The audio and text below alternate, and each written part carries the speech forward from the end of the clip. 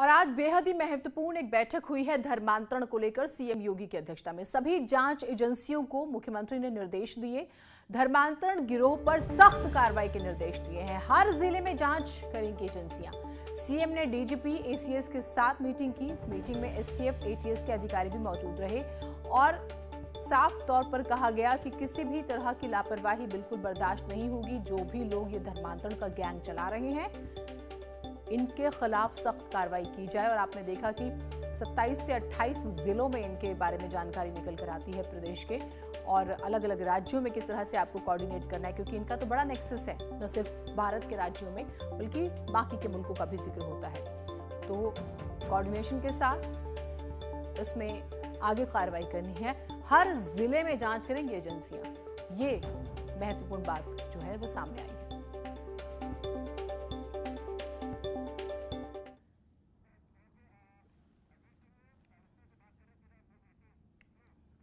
और अजीत हमारे साथ हमारे सहयोगी जुड़े हुए हैं। कोडिंग की बात सामने आ रही कि उन्होंने 7 कोड बनाए थे जिसके जरिए मूक बधिर बच्चों महिलाओं को वो धर्मांतरण कराते थे और उस साइनिंग कोड के जरिए वो अपने गिरोह का नेक्सस आगे बढ़ा रहे थे। हमारे साथ प्रदेश सरकार के एसीएस ओम अवनीश अवस्थी सर मौजूद है। सर, कितना बड़ा रैकेट और आपकी जांच एजेंसियां देश के 24 राज्यों में काम कर रही हैं? जी, हमारा जो एटीएस है वो सभी हमारे जो एडीजीएलओ हैं, आईजी एटीएस हैं, उनकी पूरी टीम है, वो राज्यों में तो काम कर ही रही है। वो हमारे प्रदेश में भी 32 जिलों में लगभग काम कर रही है। कानपुर में भी काफ़ी गहनता से पूछताछ की गई है और हवाला के एंगल भी मिले हैं, तो हवाला के एंगल को भी अन्य प्रदेशों में जो है चेकअप किया जा रहा है कि कहाँ ये जा रहा है। लगभग 1.5-2 करोड़ रुपए का हवाला का ट्रांजैक्शन तो निकल आया है और निश्चय ही मूक बधिर बच्चे हैं तो उनको जो है मोटिवेट करने के लिए बहुत सारे जो है कोडिंग की इस्तेमाल 7 कोड कर रहे थे, कौम का कलंक जैसे बहुत सारे नाम का इस्तेमाल कर रहे थे, तो उसकी कोडिंग को डिकोड की एटीएस कर रहे थे। उसमें कैसा निकल के आ रहा? मूक बधिर बच्चों को साइनिंग कोड के जरिए ब्रेन वॉश करते थे। देखिए, ये तो शुरुआत में भी पिछली बार भी मैंने आपसे कहा था कि जो है इसमें धर्मांतरण के बाद जो है उनको ब्रेन वॉश इसलिए भी करते थे कि ब्रेन वॉश करने के बाद जो है उन्हीं को आगे बढ़ाकर विद इन दी मूक बधिर कम्युनिटी और भी लोगों को जो है इसके लिए वो लोग प्रोत्साहित कर सकें, उसको आगे बढ़ा सकें, उनको जो है इसके लिए कोड का इस्तेमाल करते थे। एटीएस जो है अभी काफ़ी गंभीरता से, अब तो काफ़ी जांच पड़ताल हो गई है। आपने देखा कल 3 गिरफ्तारी और की हैं और 3 लोगों को जो है इनमें गिरफ्तार किया गया है।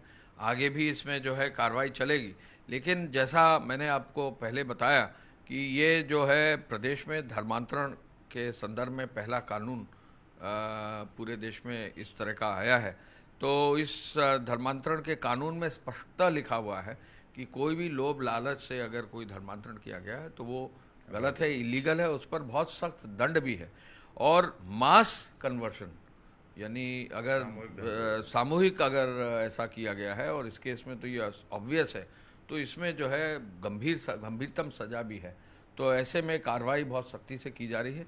एटीएस लगातार इस पे लगी हुई है, एसटीएफ भी है, पुलिस भी है, एडीजीएलओ इसको पूरा लीड कर रहे हैं और 32 जनपदों में जो है अलग अलग जगह चीज़ों को खंगाला जा रहा है। एक बात और सर, कल महाराष्ट्र, दिल्ली, हरियाणा कई सारी गिरफ्तारी हुई है, उसमें कहा जा रहा है ये भोले बच्चों को ब्रेन वॉश करते थे। तो आखिर कोड बनाकर कितना मामला भी सामने आ चुकी है? आपने कहा कि 1.5 से 2 करोड़ हवाला के जरिए भी आ गया है विदेशी फंडिंग में।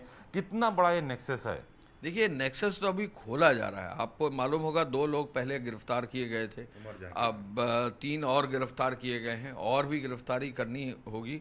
लेकिन अभी तो ये खुल रहा है, इसमें काफ़ी परतें हैं और ये काफ़ी सालों से चल रहा है। तो ऐसे में इसको जांच पड़ताल करने, पुराने डॉक्यूमेंट्स देखने, बैंक ट्रांजैक्शंस चेक करने और सेंट्रल एजेंसीज़ का सहयोग लेकर उनको सहयोग देने में अभी समय लगेगा। लेकिन लगातार कार्रवाई चल रही है और 24 घंटे जो है इसमें पूरी एटीएस इसको लगी हुई है कि इसको खोलकर। सर, ईडी भी आ गई, ईडी ने भी मनी लॉन्ड्रिंग का केस दर्ज कर लिया। आज बुलंदशहर में भी इस मामले में लेके एक केस दर्ज हुआ है। तो लगातार केसेस बढ़ रहे हैं और आप एनआईए से भी अनुरोध किया क्या आपने? देखिए, इसमें हम लोगों ने जो है सेंट्रल एजेंसीज़ को सूचना दी है। बाकी सेंट्रल एजेंसीज़ को रडार पर कुछ भी आता है तो वो अपनी कार्रवाई अपने हिसाब से कानून जो है करते हैं।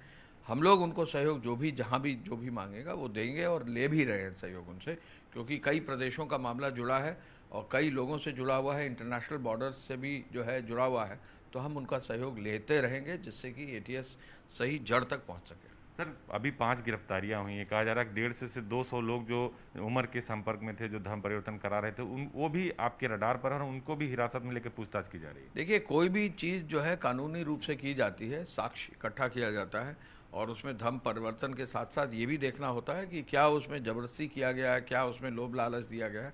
उन साक्ष्यों को इकट्ठा करने में समय लग रहा है, इसलिए जो है कार्रवाई एक एक करके दिया गया है। माननीय मुख्यमंत्री जी ने इसके संदर्भ में एक बहुत गंभीरतम बैठक भी की है और कहा है सभी हमारी एजेंसीज को और पूरी पुलिस फोर्स को कि इसको बहुत मजबूती से देखें, क्योंकि प्रदेश के लिए बहुत ज़रूरी है इस तरह का कोई अगर कार्य जो इलीगल हो रहा है तो उसको कहीं ना कहीं उस पर पूरी तरह से जो है ब्रेक लगाया जाए और जो भी इसमें जिम्मेदार है उनको फिर माननीय न्यायालय के समक्ष ले जाकर कार्रवाई सुनिश्चित की जाए। तो